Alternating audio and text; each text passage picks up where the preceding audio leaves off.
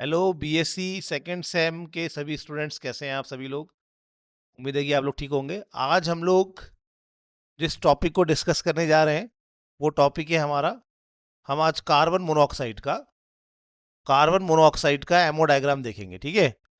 और हम अब रेगुलर क्लास लेंगे और इस सिलेबस को जल्दी कवर करेंगे, ठीक है। तो कार्बन मोनोऑक्साइड का हमें एमओ डायग्राम देखना है, दिस इज़ वेरी इंपॉर्टेंट, ठीक है। तो आज हम कार्बन मोनोऑक्साइड का एमओ डायग्राम देखेंगे। तो हमारे पास क्वेश्चन कैसा आएगा, यहाँ पे मैंने लिखा हुआ है। तो हमारे पास क्वेश्चन आएगा, using molecular orbital theory explain the bonding in carbon monoxide, draw the MO energy level, write the electronic configuration, calculate the bond order and comment on its magnetic nature. ये क्वेश्चन हमारा 15 number का आ सकता है, ठीक है। और carbon monoxide एक बहुत ही यूनिक मॉलिक्यूल है, तो आपके सिलेबस में बहुत खास है, आप इसको अच्छे समझिए, ठीक है। तो कार्बन मोनोऑक्साइड का एमओ डायग्राम जब हम बनाते हैं तो सबसे पहले हम कार्बन का एटॉमिक नंबर लिखेंगे। यहाँ पे मैंने एक्चुअली ये पहले पढ़ा दिया था, लेकिन आवाज़ नहीं आई थी, इसलिए मेरे को वीडियो दोबारा बनाना पड़ रही है। तो कार्बन मोनोऑक्साइड का सबसे पहले हम बेसिक डिटेल्स लिखेंगे, उसमें हम कार्बन का एटॉमिक नंबर लिखेंगे जो कि 6 है। और फिर इसको हम इसका इलेक्ट्रॉनिक कन्फिग्रेशन लिखेंगे, 1s2, 2s2, 2p2। लेकिन 1s2 को नहीं लेंगे क्योंकि ये अंदर है, अगर हम इसको भी लेंगे तो हमारा मॉलिकुलर ऑर्बिटल डायग्राम बहुत बड़ा बन जाएगा। हम केवल वैलेंस सेल का ही मॉलिकुलर ऑर्बिटल डायग्राम बनाते हैं, ठीक है, उसी से हमारा काम चल जाता है। तो इसलिए 1s2 का नहीं बना रहे हैं, कोई दिक्कत नहीं है। तो यहाँ पे टोटल कितने इलेक्ट्रॉन है आखिरी शेल में? 2, और ये 2 4 इलेक्ट्रॉन है कार्बन के वैलेंस शेल में 4 इलेक्ट्रॉन है।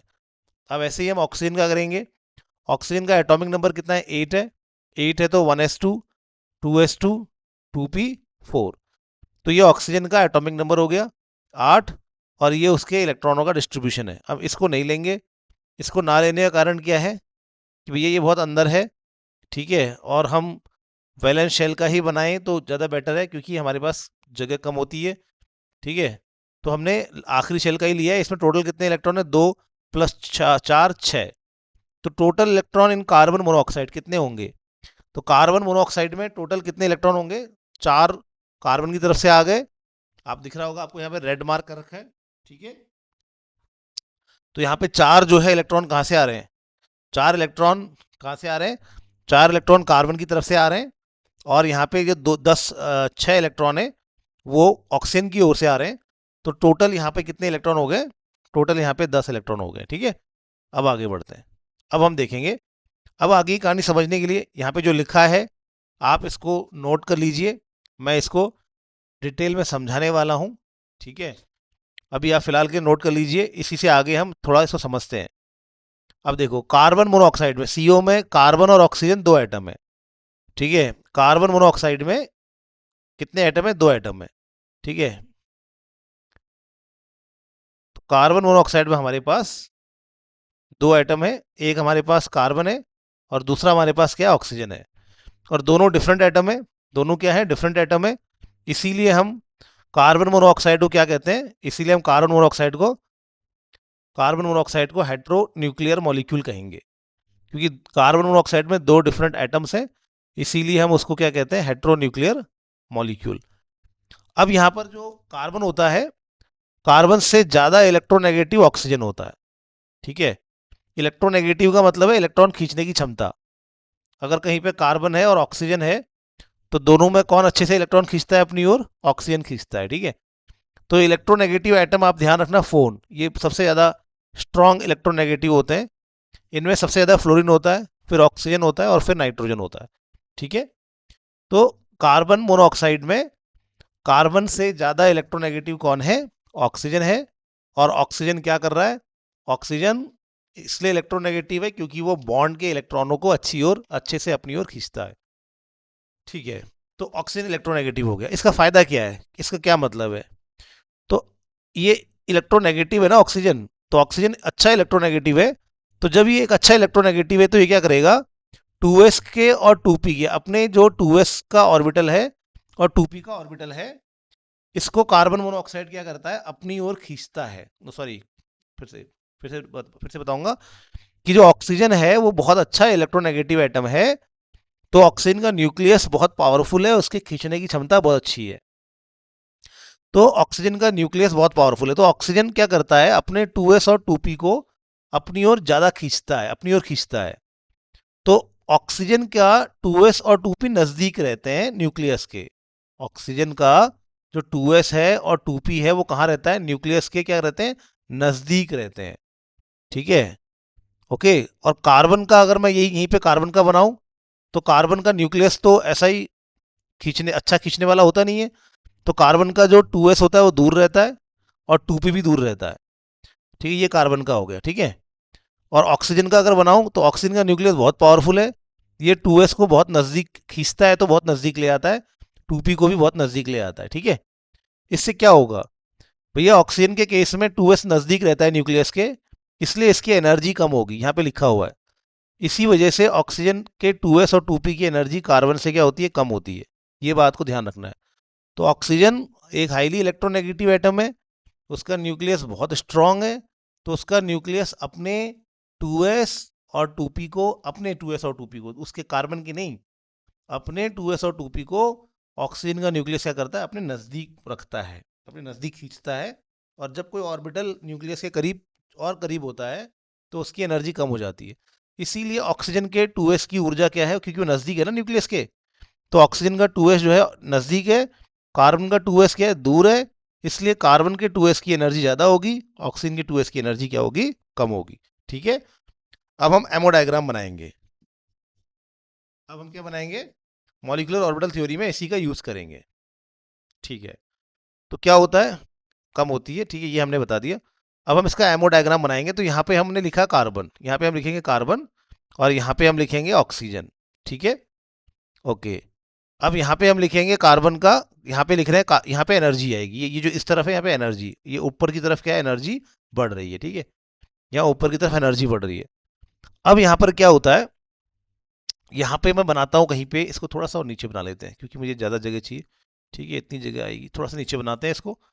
ठीक है, कार्बन को थोड़ा नीचे लिख लेते हैं, यहाँ बिल्कुल बॉटम में लिखते हैं, यहाँ पे कार्बन है, यहाँ पे ऑक्सीजन है। ठीक है, ओके। अब मैं बना रहा हूँ बेटा, देखो यहाँ पे एनर्जी, बढ़ते हुए एनर्जी का क्रम है।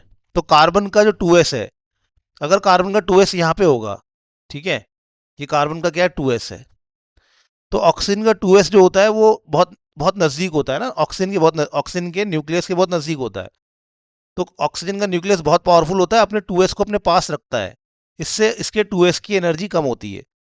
इसीलिए ऑक्सीजन का 2s जो है वो लो एनर्जी का रहता है। ऑक्सीजन का 2s क्या है, बहुत ही लो एनर्जी का है।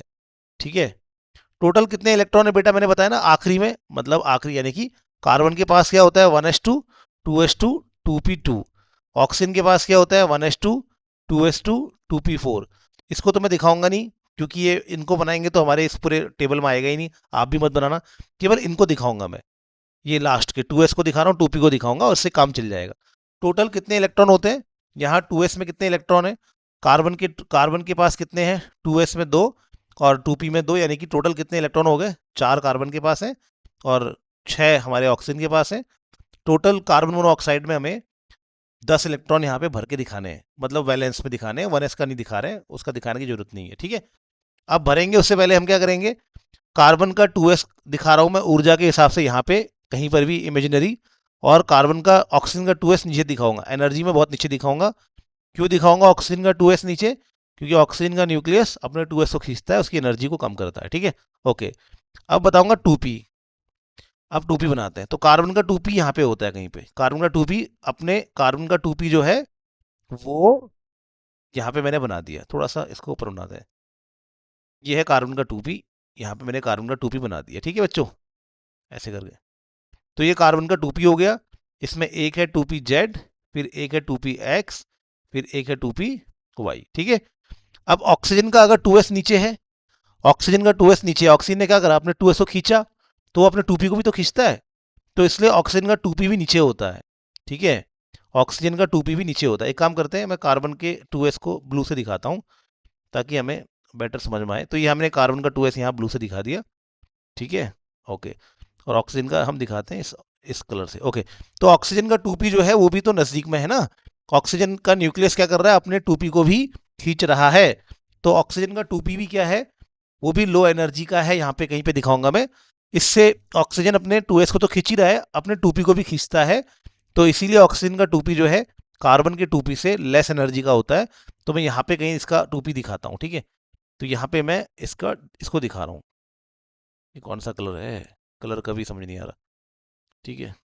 इसको हम इस वाले कलर से यूज़ करते हैं, ये वाला कलर। हाँ ठीक है। तो यहाँ पे ऑक्सीजन का 2p दिखा दिया हमने, ये दिखा दिया हमने 2p-Z, ये दिखा दिया हमने 2p-X, और ये दिखा दिया हमने 2p-Y। अब क्या होता है कि ये जो ऑक्सीजन का 2s है, ये जो कार्बन का 2s है, इनमें एनर्जी का बहुत बड़ा गैप है, इनमें एनर्जी का बहुत बड़ा गैप है। इसीलिए ये कंबाइन नहीं होते। इसलिए जब कार्बन का एटम ऑक्सीजन एटम के पास आता है तो फिर ये कंबाइन नहीं होता। इसलिए ऑक्सीजन का 2s जो है वो कहीं भाग नहीं लेता है, वो कहीं पर भी भाग नहीं लेता, कॉम्बिनेशन में भाग नहीं लेता, ये वैसा ही रह जाता है। और जो एटॉमिक ऑर्बिटल भाग नहीं ले रहा है, दूसरे एटॉमिक ऑर्बिटल से नहीं मिल रहा है, जो एटॉमिक ऑर्बिटल वैसा ही रह जाता है जैसा वो था पहले, तो उसको मॉलिक्यूल के अंदर नॉन बॉन्डिंग कहते हैं। क्या कहते हैं? Non bonding. तो ऑक्सीजन का जो 2s है वो बहुत ही लो एनर्जी का होने की वजह से कार्बन के 2s के साथ मिलता नहीं है, ये वैसा ही रह जाता है। इसको यहाँ पे क्या नाम देते हैं? इसको यहाँ पे कहते हैं नॉन बॉन्डिंग। तो ये नॉन बॉन्डिंग हो गया, ठीक है। अब यहाँ पे एक और घटना घटती है, इसको समझना।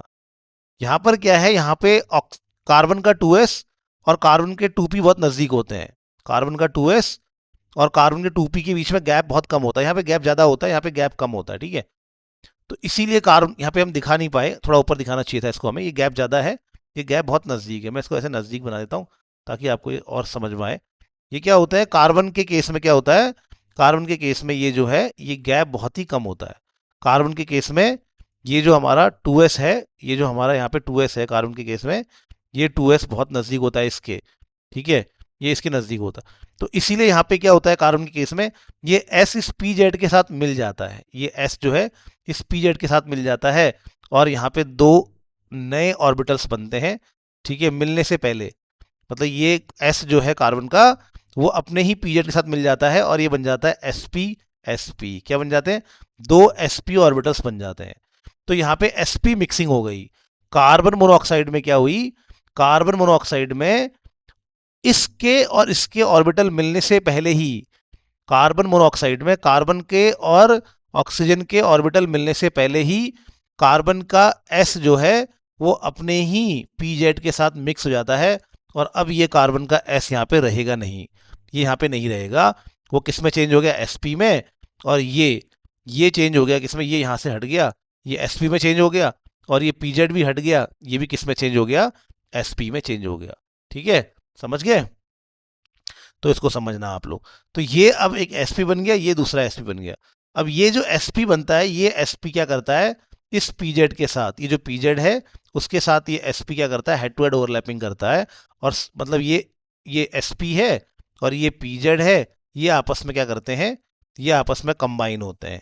तो ये जो sp है कार्बन का, वो इस pz के साथ कंबाइन होता है, और यहाँ पर ये बनाता है एक सिग्मा, एक सिग्मा, इसको कहेंगे हम सिग्मा मॉलिक्यूलर ऑर्बिटल। यहाँ पे हम इसको कुछ नाम नहीं देंगे, बस सिग्मा लिखेंगे। और एक anti bonding sigma anti bonding molecular orbital बनाएगा, ठीक है। ये एक क्या बनेगा यहाँ पे, थोड़ा इसको और ढंग से बनाते हैं बच्चों, ठीक है। ऐसा बनाएंगे, ऐसा ऐसा ऐसा करके ऐसा बना लेंगे, कोई दिक्कत नहीं है। तो ये बन जाएगा सिग्मा स्टार, सिग्मा स्टार। तो क्या हुआ, क्या क्या बताया मैंने? तो मैंने ये बताया आपको कि कार्बन, क्या क्या ध्यान रखना है यहाँ पे? यहाँ पे बात एक ध्यान ये रखनी है कि ऑक्सीजन बहुत इलेक्ट्रोनेगेटिव है, वो अपने 2s को अपने नज़दीक खींच के रखता है, अपने 2p को भी नज़दीक खींच के रखता है। 2s की एनर्जी अपने वाले ऑक्सीजन के 2s की एनर्जी कार्बन के 2s से बहुत कम होती है, इसीलिए ऑक्सीजन का 2s बॉन्डिंग में भाग नहीं लेता है और वो नॉन बॉन्डिंग कहलाता है।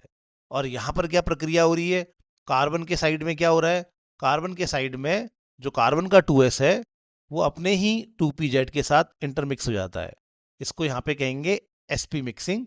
लेकिन ये sp मिक्सिंग पहले हो रही है, और नाइट्रोजन के केस में जो बताई थी वो बाद में होती है, एटॉमिक ऑर्बिटल के मिलने के बाद होती है, ये एटॉमिक ऑर्बिटल के मिलने से पहले हो रही है।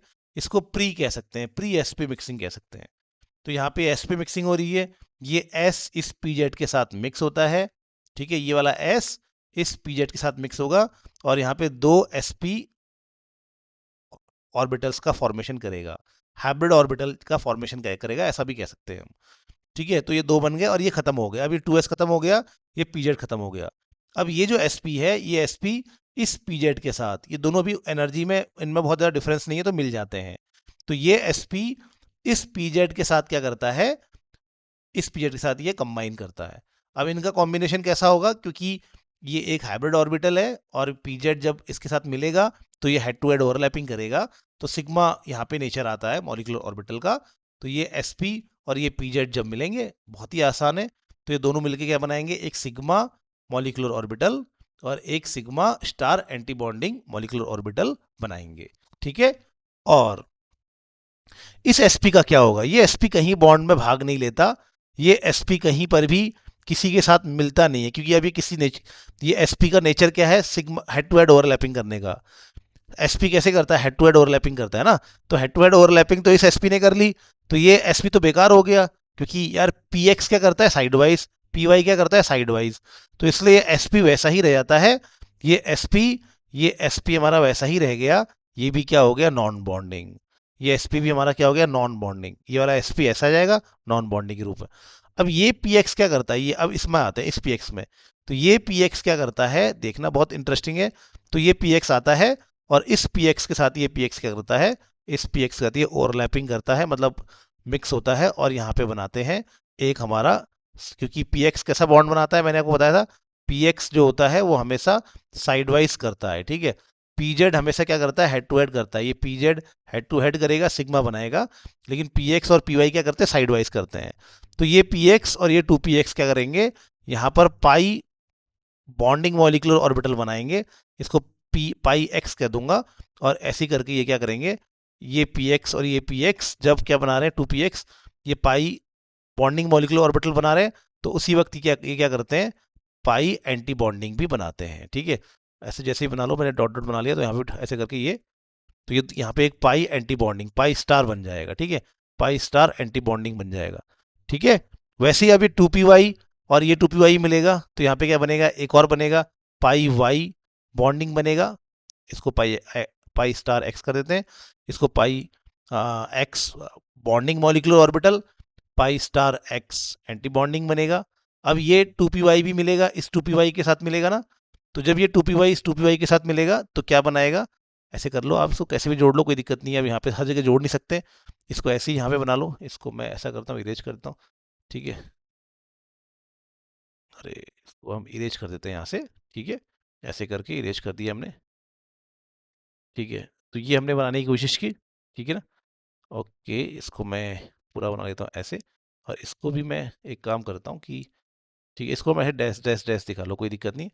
ओके, अरे और ये यहाँ से ये भी क्या है, इसके साथ यहाँ मिलेगा, तो यहाँ पर जो हमारा पी वाई है वो इस पी वाई के साथ मिलेगा, तो यहाँ पे हमारा पाई बॉन्डिंग मॉलिक्यूलर ऑर्बिटल बनेगा पाई वाई का, और पाई स्टार वाई का एंटी बॉन्डिंग मॉलिक्यूलर ऑर्बिटल बनेगा। तो बस ये हो गया हमारा। तो ये हमारा सीओ का क्या है, ये हमारा सीओ का एमओ डायग्राम है। तो फिर से देख लो, बहुत ही आसान है, कुछ नहीं करना है आपने, पहले तो ऑक्सीजन के 2s को नीचे बनाना है, ऑक्सीजन के 2p को भी नीचे बनाना है। ठीक है, ये इस जगह पे हम कार्बन का 2s दिखाएंगे तो ऑक्सीजन का 2s बहुत नीचे दिखाएंगे, और कार्बन का 2p ऊपर दिखाएंगे, वो एनर्जी में हाई रहता है। ठीक है, कार्बन का s और उस कार्बन का ही p नजदीक होता है एनर्जी में। ठीक है, और ऑक्सीजन ने तो अपना 2s खींचा, अपने p को भी खींचता है लेकिन उतना नहीं खींच पाता, तो दोनों के बीच में गैप रहता है। तो ऑक्सीजन का 2s और उसके 2p के बीच में गैप रहता है, लेकिन कार्बन के 2s और 2p के बीच में गैप नहीं होता। इसी वजह से कार्बन का जो 2s है वो अपने 2pz के साथ क्या करता है, इंटरमिक्सिंग करता है।